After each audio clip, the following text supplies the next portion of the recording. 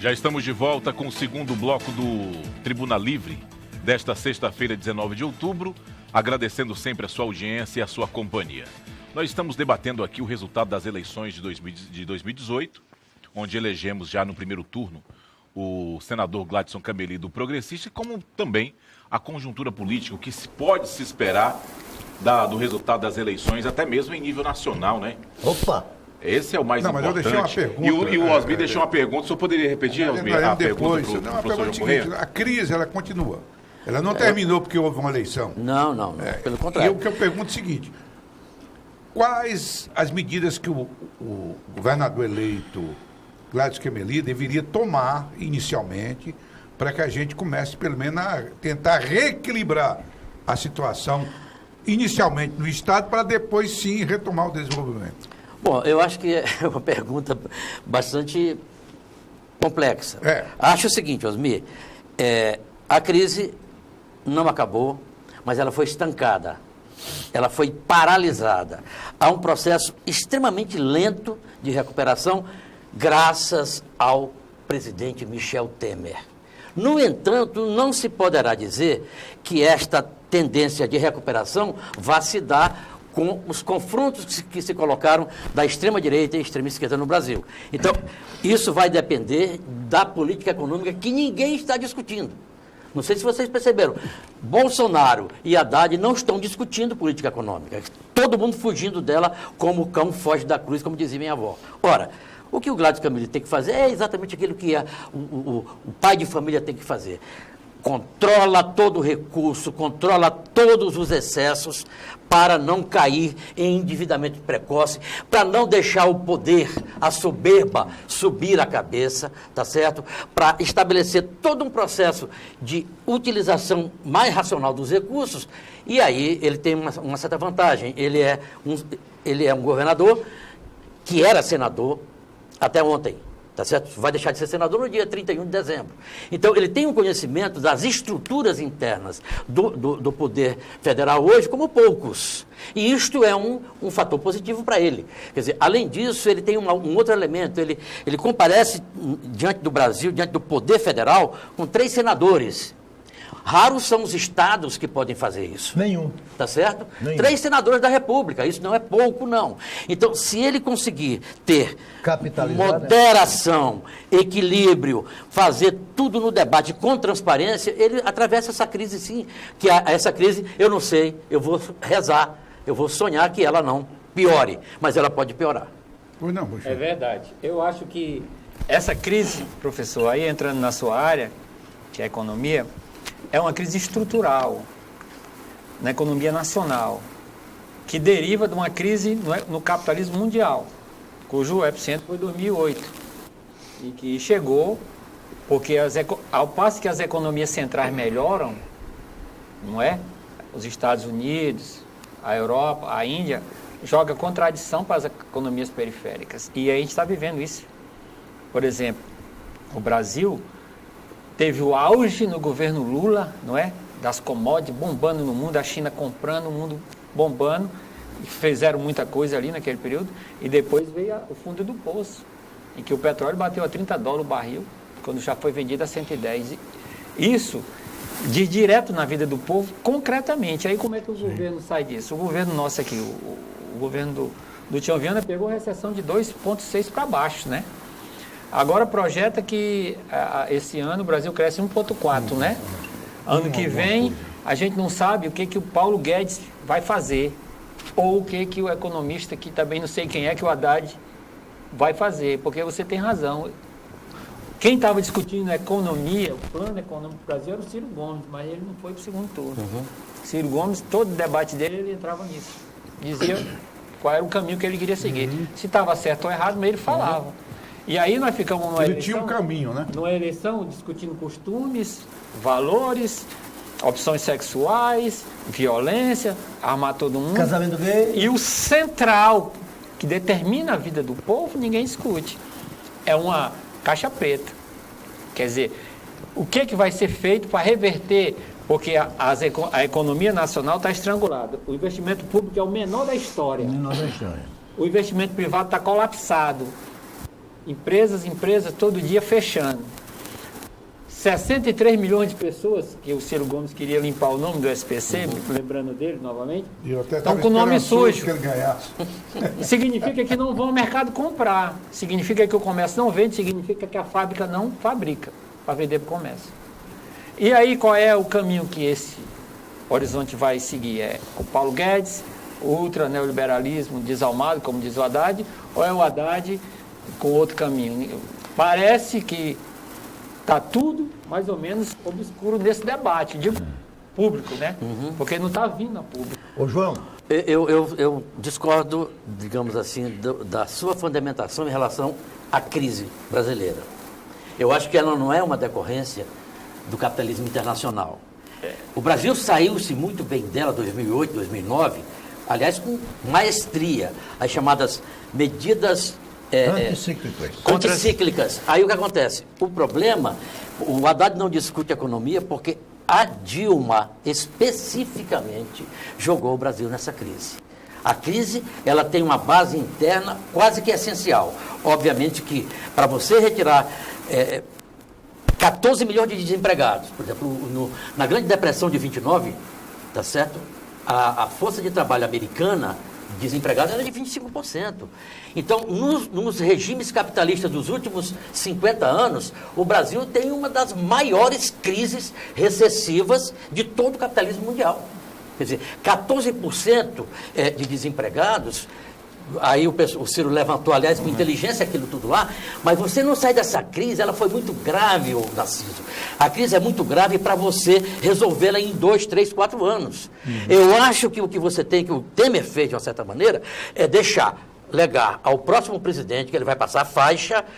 Aqui nós temos o teto de gastos colocado, nós temos a regulamentação do pré-sal, uma série de elementos, a reforma trabalhista, uma tentativa de reforma da Previdência que, se não for feita, vai se continuar crescendo 0,3%, 0,8%, enfim. Eu acho que aí depende, e acho que o Bolsonaro, tá? Eu tenho que dizer o seguinte, eu não fui... tem aquele debate do Max Weber entre a ética, a ética da responsabilidade e a ética da convicção. Então, eu, por exemplo, fui nesse pleito lá junto com o Coronel Ulisses, né? Eu não pude ajudar muito o Coronel Ulisses, enfim, mas o que acontece? O MDB do Acre, pela permanente expressão de confronto com a Frente Popular, já o pessoal apoiou o Bolsonaro, tá ok? Então eu estou dizendo que a minha ética da convicção cede lugar à ética da responsabilidade. Agora, acho o seguinte, o Bolsonaro está aí, nessa condição, o senhor, do meu ponto de vista, como o anti-PT colocado especialmente nos costumes, o tal do politicamente correto. Isto, para mim... Aí você imagina o seguinte, eu cheguei aqui hoje e estava conversando com um senhor ali. Ele disse o seguinte, uma pessoa é assaltada e morta, o assaltante e assassino, a família dele vai receber um determinado valor. Do assaltado e morto, o pai de família, a família fica entregue ao Léo. Fica saudade só. Tá, então você observa bem, do ponto de vista do humanismo, essa ideia de você colocar um pouco de recurso para a família do assassino tem a ver para verificar se os filhos, a sua família não sai daquele ambiente criminoso. Ora, mas o que o cidadão comum vai ver? Poxa vida, eu sou normal, eu sou trabalhador, mataram meu pai e eu estou passando fome, e o cara que assassinou meu pai está lá no bem bom, tá certo, na penitenciária. Em cima disso. Então, eu acho que esses elementos, essas contradições, o Shoa, esse problema da ideologia de gênero, isso é uma barbaridade, isso é uma travessura, isso é uma irresponsabilidade imensa, que eu acho que o povo brasileiro que não tinha expressão, tá, na mídia, etc., através das mídias sociais passou a ter. E o Bolsonaro, que é um reacionário do ponto de vista econômico, o Bolsonaro é igualzinho ao PT, tá certo? Votou contra o Plano Real, votou contra a Lei de Responsabilidade Fiscal, votou contra tudo. Ele é um estatista, mas ele conseguiu traduzir isto dos costumes para o conjunto e está estabelecendo com o chamado mercado, com a visão mais liberal, um contato bastante expressivo. Então, eu acho que o politicamente correto, toda essa ideologia é a responsável por um fenômeno eleitoral. Eu nunca vi, até hoje, pessoas se mobilizando, se movimentando para fazer um apoiamento a uma pessoa que nem é tão brilhante, que não é mesmo, e que vai fazer algumas concessões para o liberalismo, se os deuses permitirem, porque senão a gente não sai da crise. João, eu me orgulho de ter um amigo tão inteligente quanto você. Me gozando. Ô, Shoa, aí vai minha pergunta que tem tudo a ver com essa arrazoado feito por João Correia. Tem uma visão. O lulismo foi um mal para o país, para o Brasil. Como o peronismo fez para a Argentina, Getulismo. o franquismo fez na Como Espanha. qualquer populismo faz mal a um Qualquer país. populismo. Vamos deixar isso claro. Só que o lulismo, na minha opinião, João Correia, pariu um ente igual ou pior do que o lulismo, que foi o antilulismo. Quer dizer, a discussão política do Brasil, o PSDB desapareceu nessas O eleições. centro acabou. O centro acabou. Foi destroçado. O seu partido tradicional acabou. Exatamente. PSDB, etc. O centro Eu foi destruído. pergunto ao Shoa. O lulismo, o antilulismo, pariu esta grande incógnita que surgiu da política brasileira chamada Bolsonaro. Que ninguém me tira da cabeça, até que ele me prove em contrário, é uma incógnita. Sim. Aí eu lhe pergunto. Aí eu respeito. Eu lhe pergunto.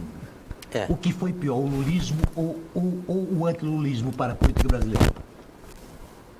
Olha, do ponto de vista objetivo, eu acho que o Lula foi um bom governo para o Brasil. O Lula fez coisas que não tinham sido experimentadas ainda no país. Porque também teve muita sorte. Aquilo que o Como, João por está exemplo, dá falando. um exemplo assim para a gente deixar claro. O Lula pegou o salário mínimo em $70 e entregou para a Dilma em 320 a poder de compra. Isso é muita coisa. Para quem ganha salário mínimo. verdade. Sim. Só um verdade. exemplo que depois eu posso falar mais. Eu não absolvo a Dilma dos erros que ela cometeu, não. Para mim, o central que ela cometeu foi, ao ver a crise bater forte na sua porta, ela vai beijar a cruz do mercado e chama o Levi, quinto escalão do Bradesco, para tentar resolver o problema para ela. Arrochou e mergulhou o Brasil mais ainda. E tentou ainda com as medidas contra a SICA que não cabiam mais. Em plena crise, a economia brasileira indo por vinagre, ela vai dar subsídio para a indústria automobilística, por exemplo. Ela ajudou feio a empurrar o Brasil na crise. Agora, claro que isso tem consequência, porque ela pegou, como eu falei, a maré da crise na China, a crise nos Estados Unidos, então as commodities foram para o chão, nela, no governo dela. Né? O minério de ferro era $180, A tonelada passou por passou 40. para 39. Isso durante a gestão dela, e ela não soube jogar limpo com a população. Ela ficou prometendo, mentindo na campanha eleitoral, disse que não ia mudar nada, nem que a vaca tussa, você lembra? É.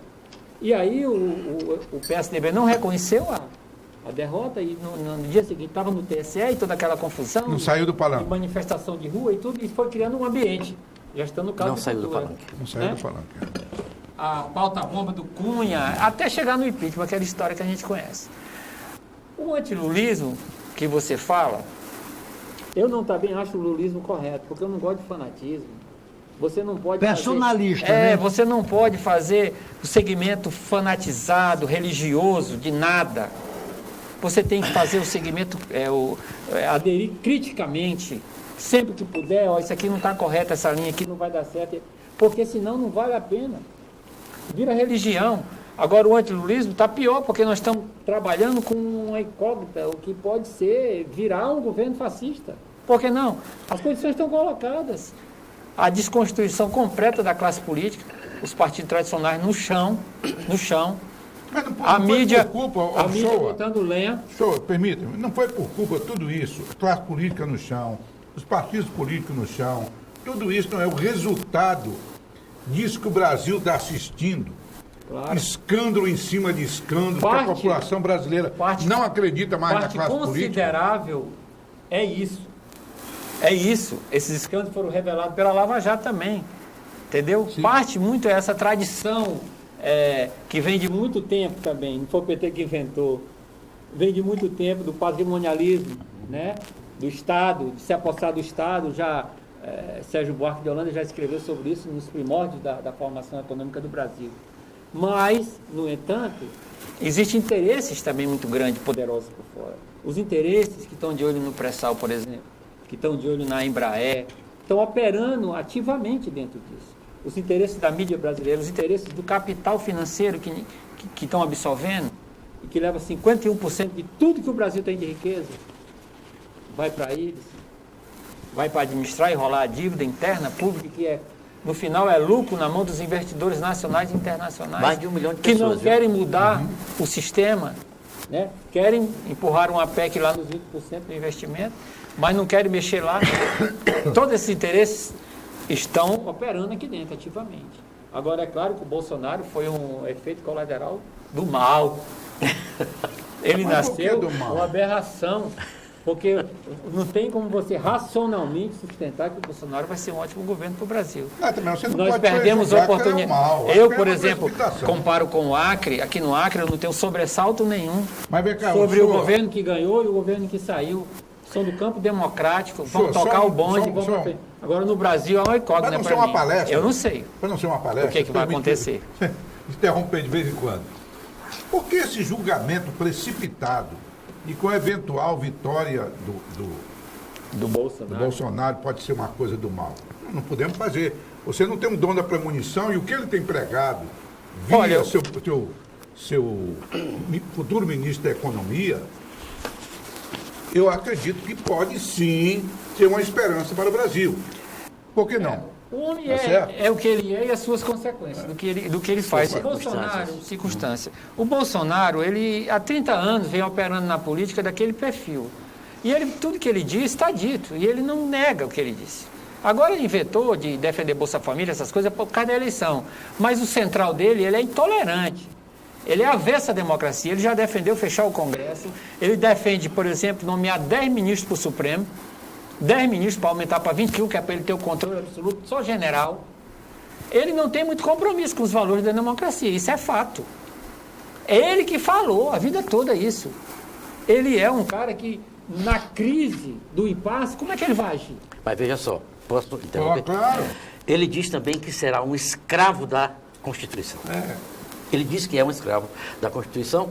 Para mim, esse elemento, se ele cumprir a Constituição do Brasil, ele estará superando a situação atual. Por quê? Porque o Supremo, digamos assim, descumpre, porque o Legislativo descumpre. Enfim, todo mundo resolveu descumprir a Constituição. Se ele for um escravo da Constituição, Mas você acha que ele vai terá fazer o quê? avançado muito. João, além disso, Ele vai mandar prender o ministro Supremo? Não, mas além disso, tem muita bobagem Que que a gente descumprir. diz, permita-me, tem muita bobagem que a gente diz na juventude, que você, quando amadurece, não diz mais. Por exemplo, eu elogiava o Che Guevara quando era jovem. Porque maior aberração do que essa? Hoje, mais amadurecido, Não, você eu sou era mais incapaz coerente de. quando era jovem. Eu sou incapaz de fazer uma coisa dessa. Tá certo? Nós vamos ter que fazer mais um intervalo. Só para concluir, depois com uma provocação. O Partido dos Trabalhadores, ao meu ver, é um partido vencedor da atual quadra política do Brasil.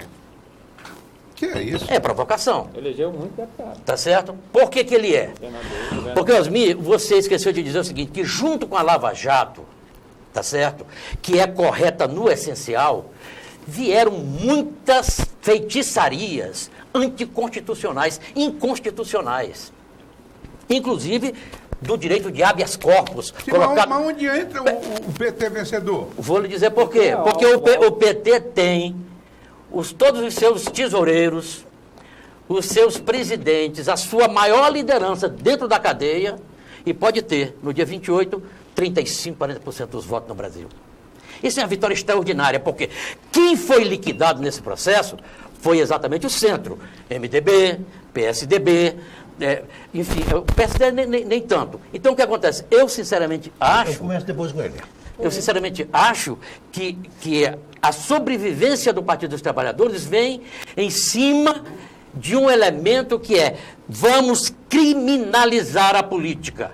Criminalizaram a política de tal modo que o PT sobressaiu-se, está nessa disputa.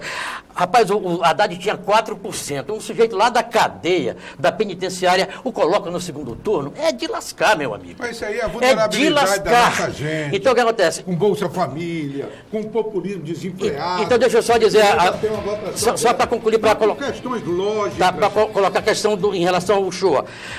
O Bolsonaro, Narciso, tem o seguinte: o Bolsonaro vai dizer, eu sou família. Ele diz que é família. O Bolsonaro, então, é contra a família homoafetiva, não sei o quê. Bom, a família homoafetiva, todos esses outros tipos de família, dão, no conjunto da população, 5%. Eu estou chutando. Estou dando, assim, um dado caricato. 5%.